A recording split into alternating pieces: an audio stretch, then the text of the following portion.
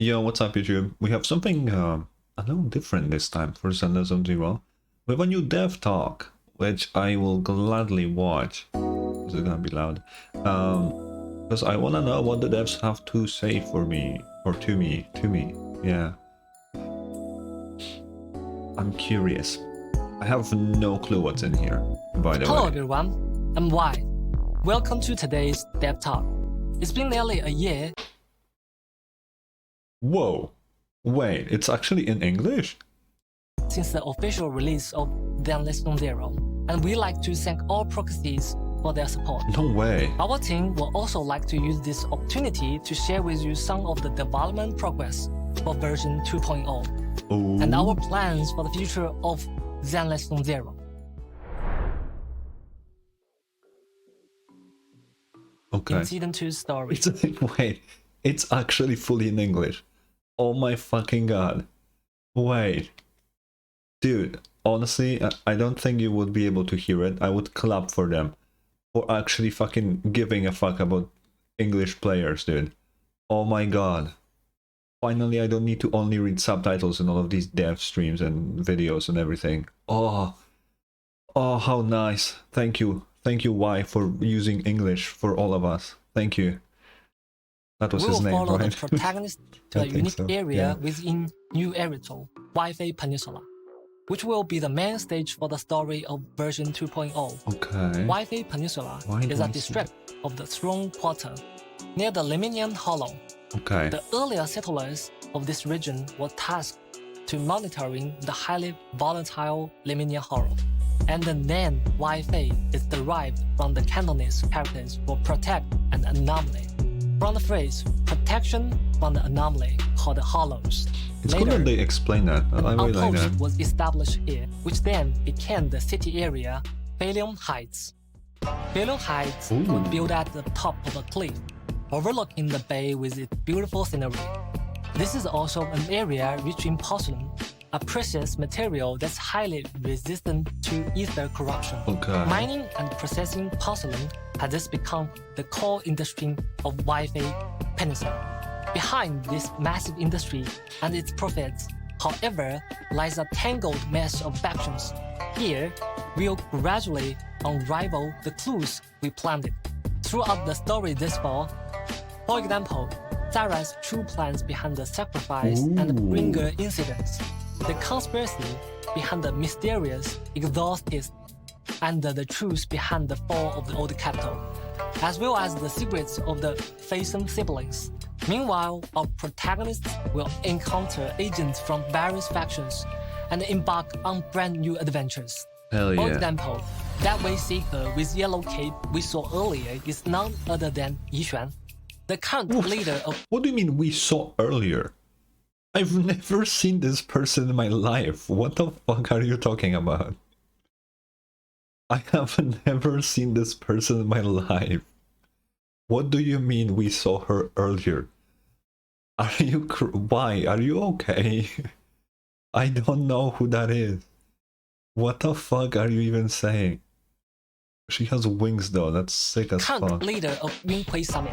She will make her debut as a key character in Season 2. Okay. As the story unfolds, the protagonists will gradually uncover her mysterious past and become a new disciple of Yunhui Summit. Yi Xuan will become our steadfast support and guide us in her craft as our mentor, helping us explore the hollows directly. Beside Yi Xuan, who oversees Yunhui Summit, the defense forces Obo Squad that we all familiar with, as well as the previously revealed idol faction Angels of Delusion. They're real. They're actually real.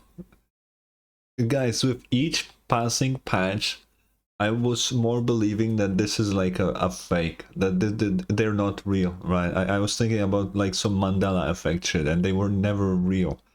They're actually real. By the way, I need to point it out. I know a lot of people like these characters. I am like passing all of them. There's no shot. I don't care at all. So that will be good to save up some polychromes. That being said, and I'm not like saying it to like flex or anything, I'm really lucky in Zenless Zone Zero currently, and I have every single character except for Lycon.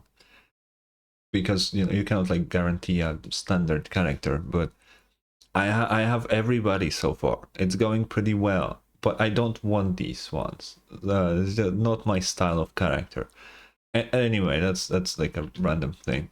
Will all be making their appearance. Actually, I'm sorry I'm pausing so much, but I think for a video like this it's fine, right? It's just a dev talk. There isn't like, he mentioned we'll become a disciple of something. I genuinely hope it's not like a dojo kind of situation where we learn how to fight. Because I don't know what the faction is about, the one that he was talking about previously.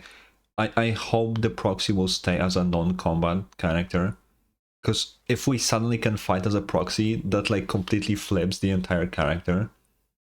Because like, what's the point of having agents at this point if we can just fight? I really hope they don't do that. Anyway. In Season 2, we've prepared a Season 2 teaser trailer to be released on April 13th. Oh, that's close. More information about the various factions will also be revealed then. Compared to a regular update, what's special about this is very important, because I think I said that many times. I am very like afraid of what can they possibly do for 2.0, because for Genshin and Star Rail, I'm gonna use those two. The 0.0 patches are pretty big because both the other games give us like a huge new area, right? Genshin, you have a whole ass new region that has like its own special mechanics and all of that. In Star Rail, you get basically the same thing, new planet, everything. Zenless, everything in Zenless is just fucking new area, dude. How can you make it feel different? That's what I was curious. So I'm glad they have that here. For the content direction of Season 2, we will not just be simply adding more characters and areas. We've been taking feedback from our proxies very seriously and incorporated this feedback into our design philosophy, making an adjustment from the ground up. I'll be sharing some of the results with you all during the program. Oh, I just noticed there's like a progress bar at the bottom. I'm fucking dumb. We've completely revamped the entire map experience and integrate the residential areas with combat zones at the system level, providing a more fluid and engaging gameplay experience for proxies. First, let's talk about the design of the main city area, Beilong Heights. Okay. We made the area much larger to ensure comprehensive city functionality while allowing for potential expansion in future versions, while also... Wait, do they mean that it will be like one big area, kind of like Lumina-esque, Lumina Square-esque, but bigger, and the area itself will like become larger with each patch? That's cool. Instead of having like a bunch of small areas. However, it causes one issue, and that's performance of the game, right? I personally so far don't have any issues in any of the city areas in Zenless, but I know some people that do, especially in Lumina Square, because it's pretty big and there's a lot of like NPCs walking around nowadays and shit. If you make it even bigger and it's expanding all the time, that could cause some issues for some people.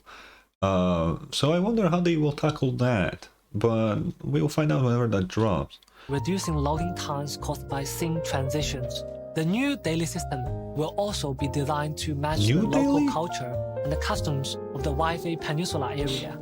As a business-savvy video store owner, helping Yunhui Summit manage various aspects of Suibian Temple will also be a part of our new life. Ooh. This new gameplay features management simulation elements and new features such as bamboo dispatch, integrating residential areas with exploration areas, and creating a smoother experience. As for the visuals, with the help and careful maintenance of the proxies, Suibian Temple will gradually be restored to its former glory. Okay. Plus, various elements such as holes, scratch cards will take on new forms that match the vibes of Suibian Temple. Okay, that's cool. The frequently mentioned loading issues has also been resolved in Beilong Heights, Previously, due to a limitation in the underlying design, the video store that proxies see from outside along the screen does not match the actual size of the video store from within. So, we need a loading screen to bridge the interior and the exterior of the store. In Bailiung Heights, however, What? returning home is no longer a process that requires waiting. Additionally, we've optimized Wait, the what does that pathway in mean? Bailiung Heights. The function area I will don't be think I more understood at concentrated, all what he meant there. and the path to access each area will become more efficient and streamlined, ensuring that overall experience will become smoother and more fluid. Next, let's take a look at the ancient rooms of the Aerospace City, located within the Lemnian Hollow. Although the Aerospace City has long been devoured by the Hollow, the ether stable area at its edge is still being used to mine and produce porcelain. In version 2.0, we will begin our exploration of the Lemnian Hollow from the edge of the Aerospace City. With the past few versions as precious learning experience, its overall design will be more refined, with larger explorable areas, more robust systems, and more streamlined guidance. One distinct improvement is that after completing their training at Suibian Temple, the proxy siblings no longer needed to return to the video store to access the hollows through the HDD system. Instead, they can now travel more conveniently between Bailiung Heights and the Aerospace City. I really need to say this. I'm not gonna go on the whole thing that I actually enjoyed the TV mode, because I did. And I said that many times, but that's like, whatever. Getting rid of the HDD whatsoever, what the fuck do we do at this point? Like, the HDD is like our thing, right? That's like, oh, Phaethon, they have this HDD thing. They can remotely enter the hollows, and that's like special that nobody else can do. And we're just ditching the idea that we can do that. What's the point then? Why did we establish that only we can do that now that we don't do it anymore? You know, I feel like something went wrong at some point here and they forgot about that. Because, like, where did it go? That was like our special little thing that we're not doing anymore. Like, it's weird, right? They will learn will also be of great help in their future hollow explorations. What other improvements are in the new version? Okay. While we've added new areas, the travel system wasn't just simply expanded upon. In Season 2, we've redesigned the travel system, changing from the original sliding area selection system to a larger map format. We're also improving the UI experience. Okay, We also added a mini-map to the interface, along with the navigation features. Proxies can now select their destination. Oh, I never really needed that minimap in this game, but I guess that's cool. New Eridu's geographical layout.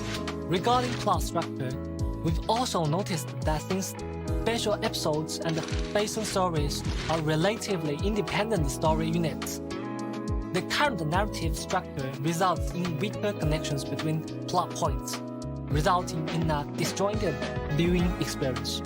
In future versions, we will merge special episodes and Phaethon stories together, putting more focus on developing the connection between the various agents and the main that's cool. storyline. I like that. We're also deepening the proxies environment.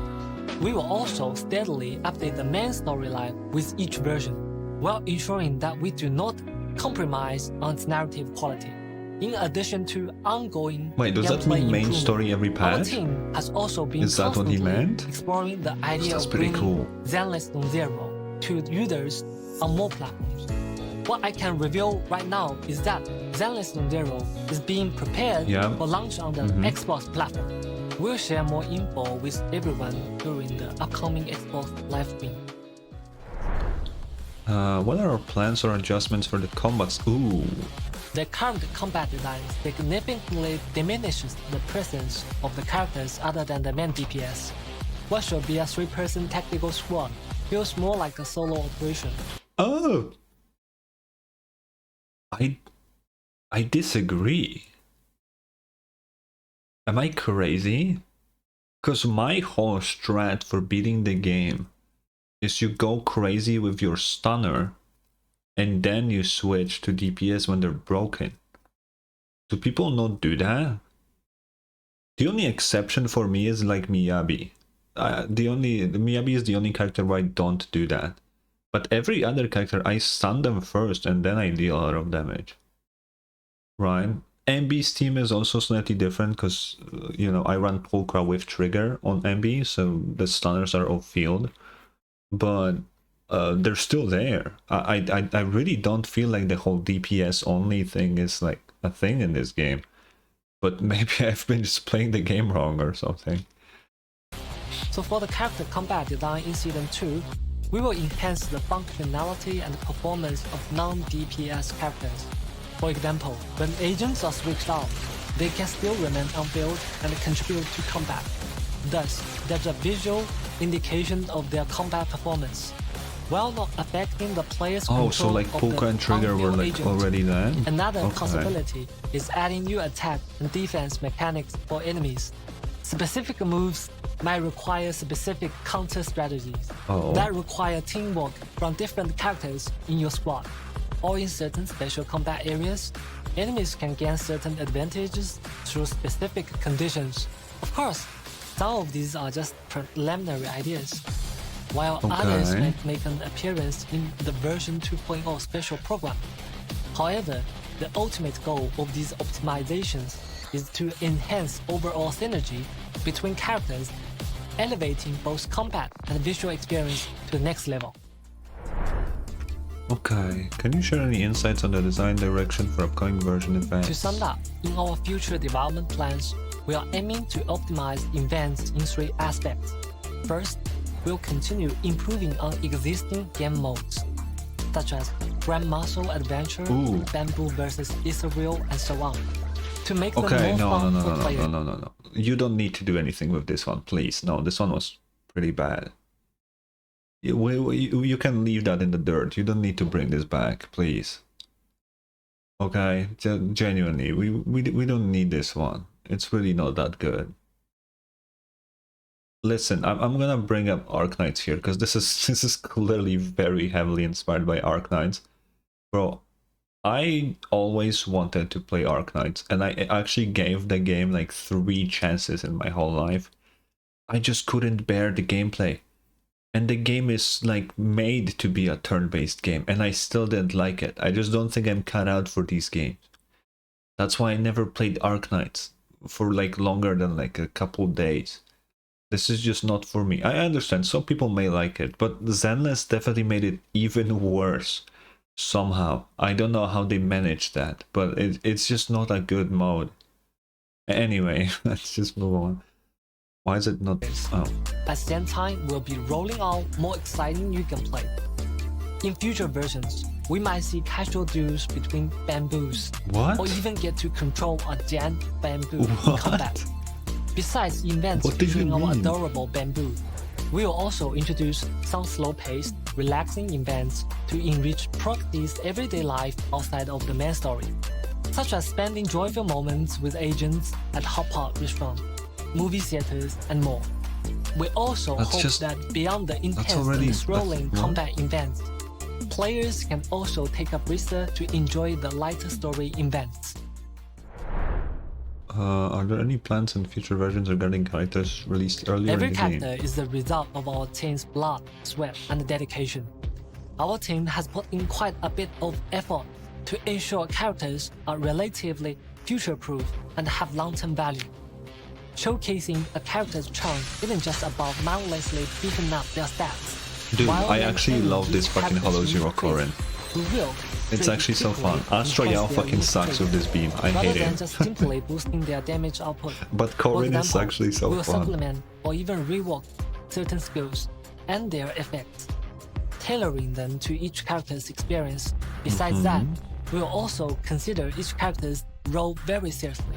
While strengthening the characters, we will also take into consideration their compatibility with other characters in future versions.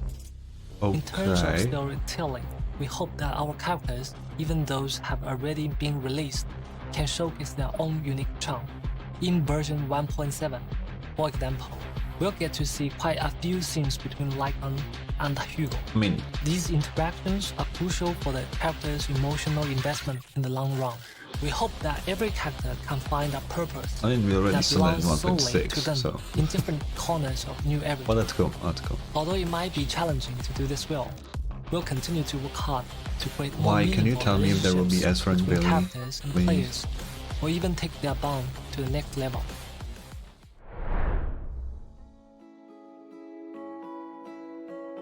As a new team, we've admittedly fell short in the earlier stage in terms of both narrative and the gameplay elements.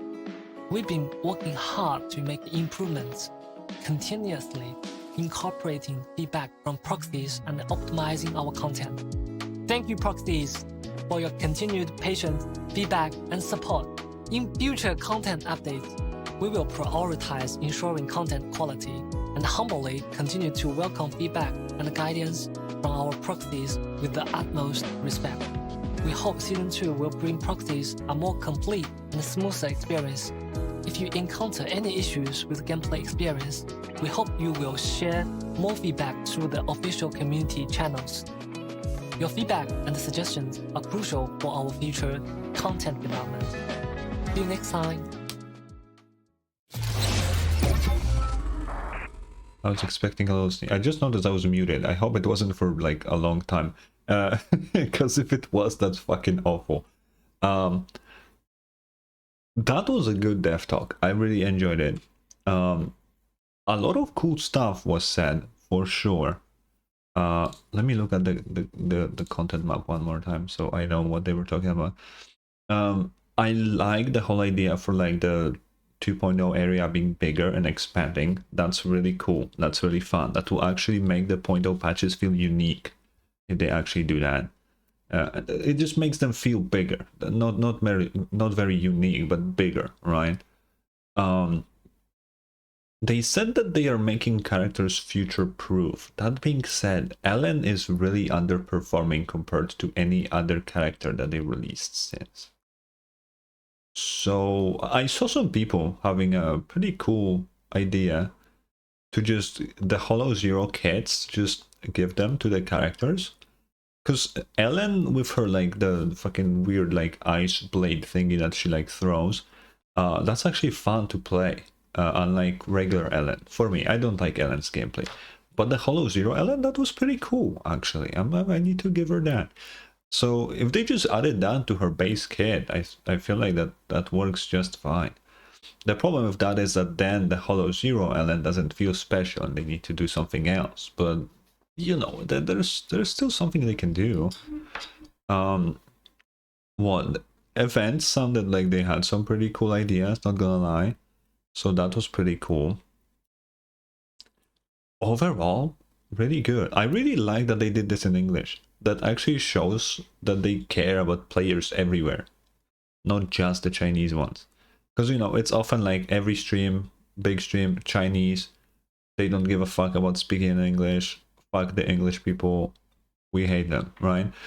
But here they actually care, right? And I don't know how much they did, because there is definitely a Chinese version of this on their Chinese channels, right?